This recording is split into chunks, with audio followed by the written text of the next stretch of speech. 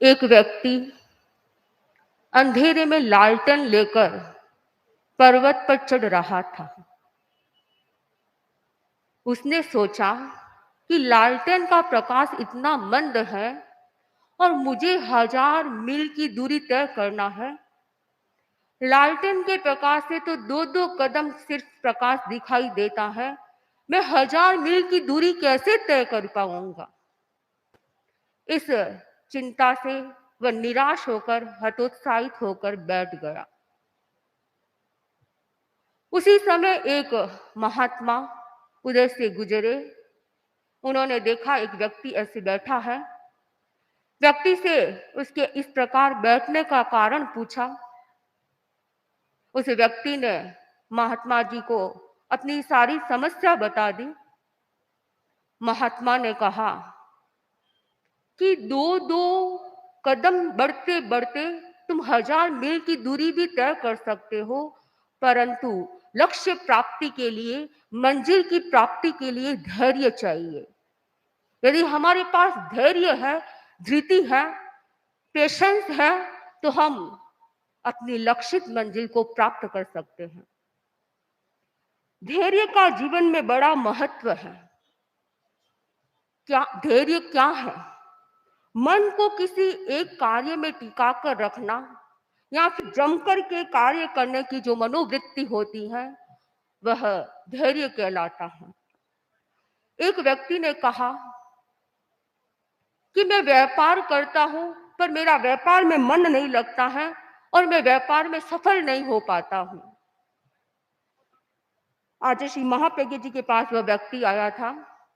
आचार्य श्री महाप्रज्ञ जी ने फरमाया कि तुम क्या धंधा करते हो, क्या बिजनेस करते हो? उसने कहा कि मैं जो भी बिजनेस करता हूं उसमें मेरा मन नहीं लगता है, कुछ समय करता हूं और फिर छोड़ देता हूं। इस तरह मेरा बिजनेस से मन ही उखड़ गया है। तुम बिजनेस क्या करते हो? उसने कहा कि मैंने कुछ महीने पहले कपड़े की दुकान शुरू की। 15 दिन, 1 महीना भर मैंने दुकान चलाई। मेरा विचार बदल गया। फिर मैंने दूसरी दुकान खोली, हार्डवेयर की। हार्डवेयर में दुकान भी 1 महीने लगभग चली होगी कि मेरा मन उब गया और मैंने तीसरी दुकान खोली किराने की। अब उससे भी मेरा मन उब गया है, उसमें मेरा मन टिका हुआ नहीं है, इसलिए मैं बिजनेस नहीं कर पाता हूं। तब आचार्य प्रवर ने फरमाया कि जब तक मन टिकता नहीं है, जब तक व्यक्ति के जीवन में धैर्य नहीं होता है, वह अपने लक्ष्य को प्राप्त नहीं कर सकता है, वह कार्य में सफलता प्राप्त नहीं कर सकता है। यदि हमें कार्य में सफलता प्राप्त करनी है, जीवन में सक्सेस होना है, तो हमें धैर्य को अपने जीवन में अपनाना होगा। आकाश में बादल टिकते हैं तो बारिश होती है। यदि बादल टिककर धैर्यता नहीं रखे तो बारिश की संभावना नहीं हो सकती है। यदि बादल हवा के साथ उड़ जाए तो बूंदाबांदी के अलावा कुछ नहीं होता है। बादलों में यदि धैर्य है तो बारिश होती है। खेती की संभावना भी तभी होती है जब किसान में धैर्य होता है। धैर्य के अभाव में खेती की संभावना भी नहीं हो सकती है। कहा जाता है भटकाव की स्थिति में व्यक्ति को सफलता प्राप्त नहीं हो सकती है। इसलिए स्थिरता जरूरी है, धीरता जरूरी होती है जीवन में। यदि व्यक्ति का लक्ष्य मीनिंगफुल है, पर्पजफुल है और कुछ हासिल करने के लिए उसका जीवन यदि यूजफुल है, लक्ष्य यूजफुल है, तो व्यक्ति अपने जीवन में सफलता प्राप्त कर सकता है। लक्ष्य यदि यूजफुल है और धृति संपन्न व्यक्ति है, तो वह व्यक्ति असफलताओं में, यदि असफलताओं को असफलता नहीं मानता है, उसे चुनौती मानकर चलता है, तो व्यक्ति अपने जीवन में सफलता प्राप्त कर लेता है। वह यह सोचे कि मैं असफल हो गया हूं, उसे बैठकर ही बैठ जाए, तो वह आगे नहीं बढ़ सकता है। असफलता को भी चुनौती मानकर चलने वाला व्यक्ति आगे बढ़ जाता है। प्रसिद्ध वैज्ञानिक थॉमस एडिसन का नाम आप लोग सब जानते होंगे, जिसने कि बल्ब का आविष्कार किया। वह अपने जीवन में कितनी बार असफल हुआ, 1 बार, 2 बार, 3 बार, 4 बार, इतनी ही बार नहीं, 10,000 बार वह अपने जीवन में असफल होता है, परंतु फिर भी पुरुषार्थ को नहीं छोड़ा, धैर्य को नहीं खोया। वह आगे बढ़ता रहा, कार्य करता रहा और 10,001वीं बार में वह अपने कार्य में सफल हो गया। इसलिए कोई व्यक्ति जीवन में यदि असफल होता है, उसे चैलेंज मानकर कार्य करता है तो आगे बढ़ जाता है और कार्य में सफलता भी हासिल कर सकता है। टॉलस्टॉय से पूछा गया कि कब तक धैर्य रखना चाहिए। उसने कहा कि जब तक छलनी में पानी न टिक जाए तब तक धैर्य रखने का प्रयास करना चाहिए। धृति का दूसरा अर्थ बताया गया, उतावलापन न होना, सही समय की प्रतीक्षा करना चाहिए। कोई भी व्यक्ति कार्य शुरू करता है, उसकी भी एक अवधि होती है और कार्य निष्पत्ति तक पहुंचे उसकी भी अवधि होती है। यानी कार्य की प्रारंभ और एंडिंग की एक अवधि होती है, काल होता है, तभी व्यक्ति सफलता प्राप्त कर सकता है। यदि अपने इस समय में यदि वह धैर्य नहीं रखता है तो वह सफलता प्राप्त नहीं कर सकता है। एक बच्चा है, वह स्कूल में जाता है, 1, 2, 3, 4 वर्ष पढ़ने से ही वह क्वालिफाइड नहीं बन जाता है। उसे क्वालिफाइड बनने के लिए बहुत मेहनत करनी पड़ती है, धैर्य रखना पड़ता है। लगभग यदि वह 15-17 वर्ष तक पढ़ाई में लगन से मेहनत करता है, तब जाकर के वह ग्रेजुएट या पोस्ट ग्रेजुएट होता है।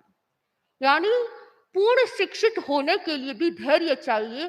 धैर्य के बिना पूर्ण शिक्षित भी नहीं हुआ जा सकता है। व्यक्ति फसल चाहता है, आज बीज बोया और यदि वह कल ही उसकी फसल प्राप्ति की इच्छा करता है, वो संभव नहीं हो सकता है। फसल प्राप्ति के लिए भी धैर्य चाहिए। कुछ पाना है, उपलब्धि हासिल करना है, तो हमें धैर्य की आवश्यकता होती है।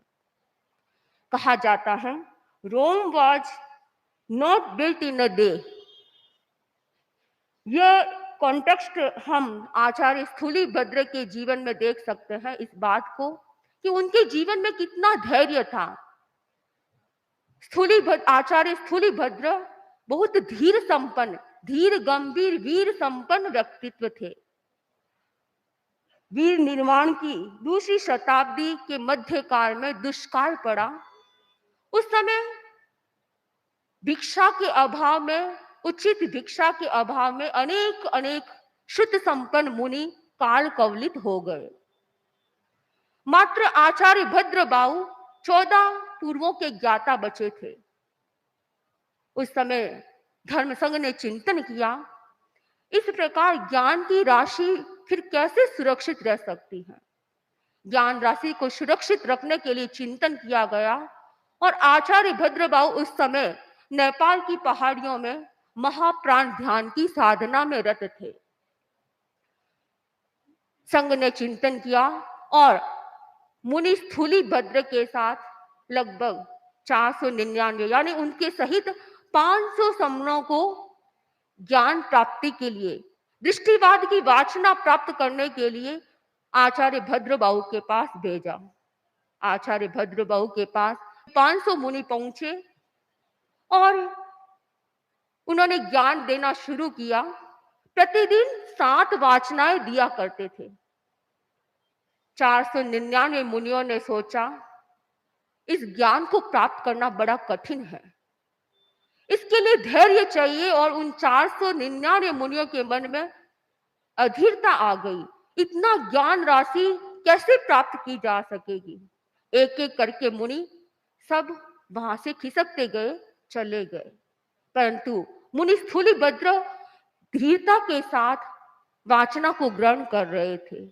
वे एक धीर व्यक्ति थे, धीर पुरुष थे और उन्होंने धीरता के साथ ज्ञान प्राप्त करना शुरू किया। कभी आधी वाचना दी जाती, कभी एक पद्य की वाचना दी जाती, पर वे बड़े धैर्य के साथ उसे ग्रहण कर रहे थे। ऐसे करते करते 8 वर्षों में उन्होंने 8 वाचनाएं, 8 पूर्वों को ग्रहण कर लिया। अब एक दिन आचार्य भद्रबाहु ने ज्ञान के अलावा उनको कभी 8 वर्षों में कुछ नहीं पूछा, लेकिन एक दिन 8 वर्षों के बाद मुनि स्थूलिभद्र से पूछा कि गोचरी पानी और स्वाध्याय योग में तुम्हें कोई कठिनाई तो नहीं होती है? मुनि स्थूलिभद्र ने कहा कि नहीं, मुझे कोई कठिनाई नहीं है, मैं स्वस्थ मना होकर वाचना को ग्रहण कर रहा हूं। वाचना ग्रहण कर रहे थे, एक दिन उन्होंने आचार्य भद्रबाहु से प्रश्न किया कि भगवान, मैंने कितना ज्ञान ग्रहण कर लिया है और कितना ज्ञान बाकी है? तब आचार्य भद्रबाहु ने कहा कि अभी तुमने सरसों जितना, यानी सरसों के दाने जितना तुमने ग्रहण किया है और मेरू पर्वत जितना ज्ञान अभी तक बाकी है। अथाह ज्ञान राशि की बात सुनकर भी वे अधीर नहीं बने। वे स्थिरता पूर्वक एकाग्र चित्त से वाचनाओं को ग्रहण कर रहे थे। आचार्य मुनि स्थूलिभद्र ने आचार्य भद्रबाहु से निवेदन किया कि भगवान, आपके जीवन का संध्या काल चल रहा है और इस प्रकार वाचना देंगे तो मैं पूरे ज्ञान को कैसे ग्रहण कर पाऊंगा? तब आचार्य भद्रबाहु ने कहा कि शिष्य, अभी थोड़ा ही समय मेरा शेष रहा है ध्यान साधना का। जैसे ही मेरी महान प्राण ध्यान की साधना संपन्न होगी, मैं दिन रात एक करके तुम्हें ज्ञान दूंगा। इस प्रकार आश्वासन प्राप्त हो गया और पूरा ज्ञान स्थूलिभद्र ने ग्रहण किया। कब ज्ञान को ग्रहण किया जा सकता है? जब हमारे भीतर में धैर्य होता है, स्थिरता होती है, एकाग्र चित्त होते हैं, तभी ज्ञान को ग्रहण किया जा सकता है। तो आज मुनि स्थूलिभद्र की तरह हमारे भीतर भी धीरता आए, गंभीरता आए, तभी हम ज्ञान को ग्रहण कर सकते हैं। इसलिए हमें अपने ज्ञान को ग्रहण करने के लिए धैर्यता चाहिए। लक्ष्य प्राप्ति के लिए हमें धृति गुण संपन्न बनने का प्रयास करना है, समय के नियमों को समझने का प्रयास करना है, ताकि हम सफलता को प्राप्त कर सकते हैं। लक्ष्य पाने के लिए अधीर न बने और निष्ठा पूर्वक दृढ़ संकल्प के साथ उसके साथ आगे बढ़ते जाए, तो व्यक्ति अपने जीवन में जो कार्य प्राप्त करना चाहता है, जो निष्पत्ति चाहता है, वह प्राप्त कर सकता है। कहा गया कि अधीरता एक प्रकार का दीमक है। दीमक क्या करती है? लकड़ी को खा जाती है, खोखला कर देती है। वैसे ही कहा गया कि जिसके जीवन में अधीरता होती है, वह अपने जीवन में बहुमूल्य समय को खो देता है। अधीरता ऐसा तत्व है जो हमारे जीवन में अगर आ जाता है तो हम अपने समय को व्यर्थ गवा देते हैं। इसलिए हमें समय का सही सदुपयोग करना है, तो हमें धैर्य संपन्न बनना होगा। आप लोग यात्रा करते हैं, कभी घर से रवाना होते हैं, ट्रेन से यात्रा करना है, स्टेशन पहुंचे, पता चला कि ट्रेन लेट है, आप अधीर बन जाते हैं। आप फ्लाइट से यात्रा करना चाहते हैं, एयरपोर्ट पर पहुंचे, टाइम पर फ्लाइट थी, लेकिन जैसे ही आप वहां बैठे जाकर सूचना आई कि अभी फ्लाइट 2 घंटे लेट है, आप अधीर बन जाते हैं। कई बार जीवन में ऐसी ऐसी घटनाएं घटित होती हैं, व्यक्ति अधीर बन जाता है। आप हॉस्पिटल जा रहे हैं कोई कारण से, और अगर अपॉइंटमेंट आपका 10 बजे का है और आपको 12 बजे तक समय नहीं मिला, तो आप क्या करते हैं? अधीर बन जाते हैं। उस समय यदि व्यक्ति यह चिंतन करे कि जो मुझे समय मिल रहा है, मैं ऐसे ही खोऊं नहीं, क्योंकि जो व्यक्ति समय का सदुपयोग करना जानता है, ऐसे समय में भी वह अपने समय का यूटिलाइज कर सकता है अच्छे कार्यों में। वह व्यक्ति यह सोचे कि 2 घंटे अभी लेट तो है ही, मैं कहीं जा नहीं सकता हूं, तो मैं इस समय का कैसे सदुपयोग करूं। यदि व्यक्ति अपने पास यह चिंतन करे कि मैं अपने पास एक बुक रखूंगा, मैं प्रतिदिन स्वाध्याय करूंगा, जब जब समय मिलेगा स्वाध्याय करूंगा, तो उस समय का आप अच्छे कार्यों में उपयोग कर सकते हैं। आप ये सोचे कि अब मैं समय को व्यर्थ क्यों गवाऊं, यदि मैं दीर्घ श्वास अपेक्षा कर सकता हूं, तो दीर्घ श्वास प्रेक्षा के द्वारा भी आप कितनी एकाग्रता को हासिल कर सकते हैं, अपने मन को, अपने चित्त को कैसे शांत कर सकते हैं। समय का उपयोग करें तो हम बहुत कुछ हासिल कर सकते हैं, अन्यथा अधीर बनकर हम समय को व्यर्थ गवा देते हैं। समय को ही नहीं, हम अपनी एनर्जी को भी व्यर्थ गवा देते हैं। इसलिए हर क्षण का उपयोग करना सीखें।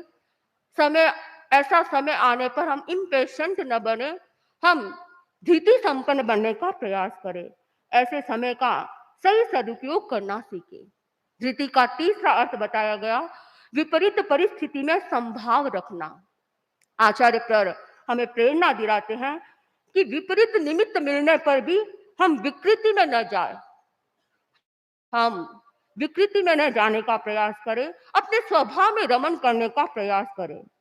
क्योंकि जो व्यक्ति ये सोचता है कि मेरी निंदा हो रही है, अपमान हो रहा है या अर्थहीन मेरे बारे में बात की जा रही है, तो उस समय व्यक्ति क्या करता है, विकृति में चला जाता है, उस समय गुस्से में आ जाता है।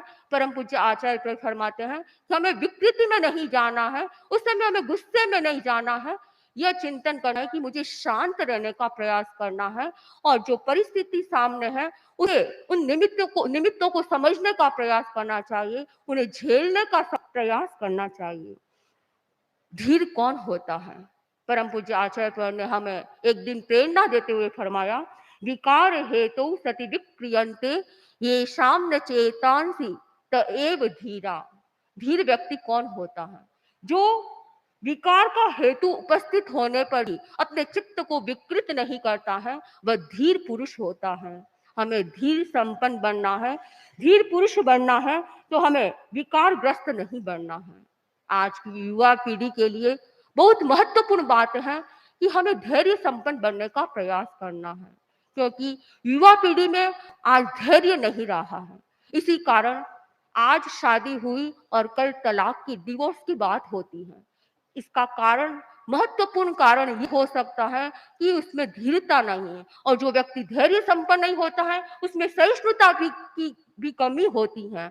इसलिए सहिष्णुता को प्राप्त करना भी जरूरी है, तो धैर्य संपन्न भी बनना जरूरी है, ताकि हम अपने जीवन को शांतिपूर्ण व्यतीत कर सकते हैं। परम पूज्य आचार्य प्रवर हमारे सामने एक अच्छा उदाहरण है, आदर्श उदाहरण है। धृतिमान महापुरुष के अनुशासना में भी हम धृति संपन्न बनने का प्रयास करें। आचार्य पर में कितना धैर्य है, आचार्य पर समय के बड़े पाबंद हैं, टाइम मैनेजमेंट इतना अच्छा है, फिर भी हम साधु साधियों की तरफ से या श्रावक श्राविकाओं की तरफ से समय अतिक्रांत हो जाता है। कई बार समय जो दिया हुआ है उस समय यदि नहीं पहुंच पाते हैं, पर आचार्य पर अपने धैर्य धारण कर विराजमान रहते हैं, एकदम कसाय से रहित होकर धैर्य को धारण कर विराजमान होते हैं। तो हम भी आचार्य से जीवन से प्रेरणा ले कि हम अपने जीवन में धृति संपन्न बनने का प्रयास करें, ताकि जो मंजिल हम चाहते हैं वह मंजिल प्राप्त कर सके। इन्हीं भावों के साथ